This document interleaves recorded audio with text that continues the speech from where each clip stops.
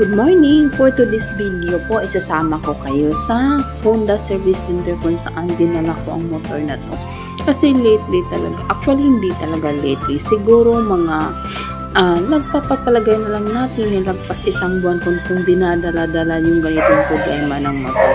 Bali, ang first napansin ko nga nitong una is kung every time talaga pa-start ako, let's say, galing ako sa start, tapos pa-start ako, yung panibagong takbo ng makina, para siyang uutal-utal ang takbo, na para siyang to the point na parabagang, basta iba talaga yung ano niya, tapos matigas pa. Pero, since busy ako since last year, last quarter, so hindi ko talaga siya pinansin. Until one time po na masyado na talaga siyang parabang sige-sige or dalas na yun nangyayari.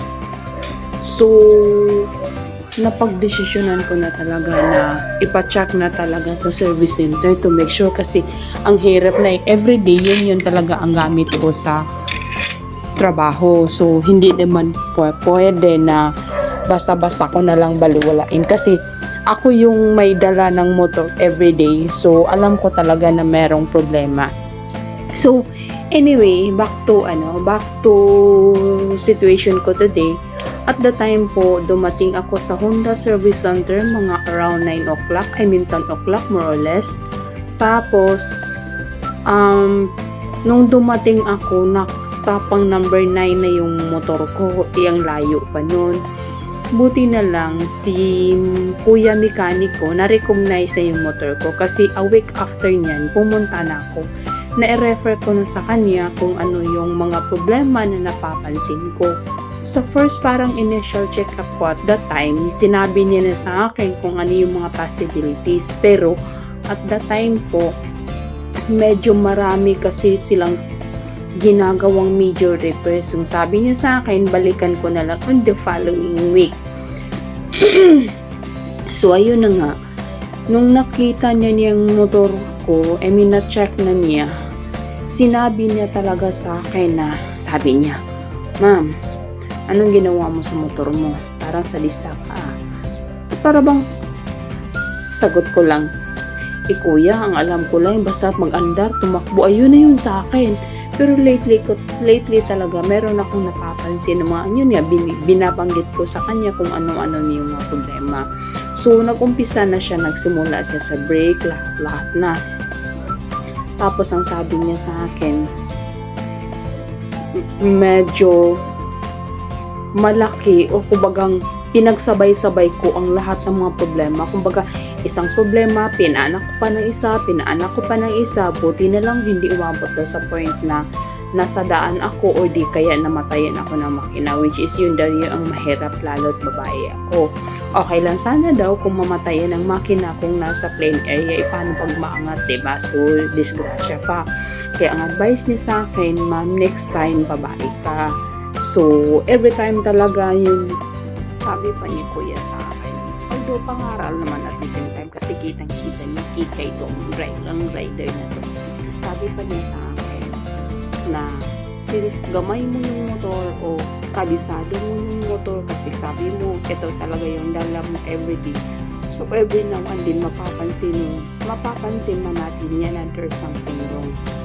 Kaya ipacheck na talaga para hindi magkaroon ng problema o hindi magka-aberya sa mga pagdating ng panahon.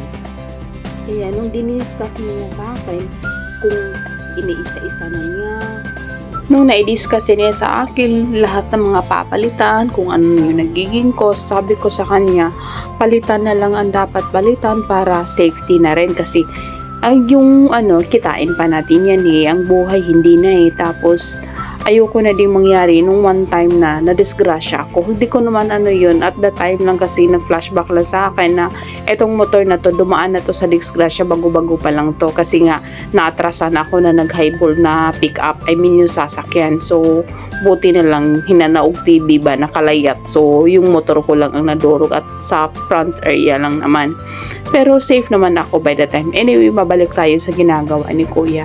Yun na nga, lahat na niya tinestanin niya, binuksan niya na yung magkabilaan, yung brakes, lahat-lahat na, as in lahat-lahat talaga. Sabi ko sa kanya, kuya, ikaw na yung bahala dun sa ano. Pero yung mga concerns ko, sinabi ko din naman sa kanya.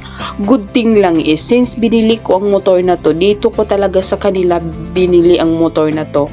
Kaya from there, from change oil or any minor concerns talaga, minor or major concerns, sa kanila ko talaga, o ito mismo si kuya talaga gagawa. All the time talaga. Siya yung talagang gagawa sa ano ko, sa motor ko.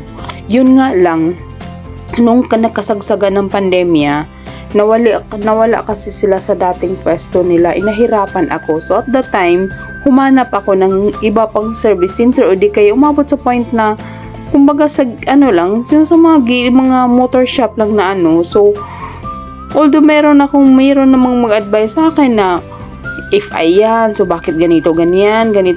So hindi ko na lang sa akin lang maayos. So hindi ko naman sila nag-worse yung problema kasi at that time pagkatapos hindi naman i-repair, nag-okay na din man konti, ilang saglit, pero bumabalik rin sa dati niyang sakit. So this time talaga pikit mata ko na talagang kasi alam ko talagang malaking gastusin, kasi alam ko talaga na medyo mapapalaki ako ng gastos kasi nga napabayaan ko siya ng ganun katagal. Buti na lang talaga, there's one person na kapitbahay namin nagpa-realize talaga sa akin na sabi niya, Uti, delikado ha, yung ganito ganyan. In-explain niya talaga sa akin, meron pa siyang pinademo sa akin kasi yung unang sabi niya baka daw sa belt or di kaya doon sa mismong ng makina. So sabi niya sa akin, siguraduhin mo yan din na ma-check. So pina-check ko na.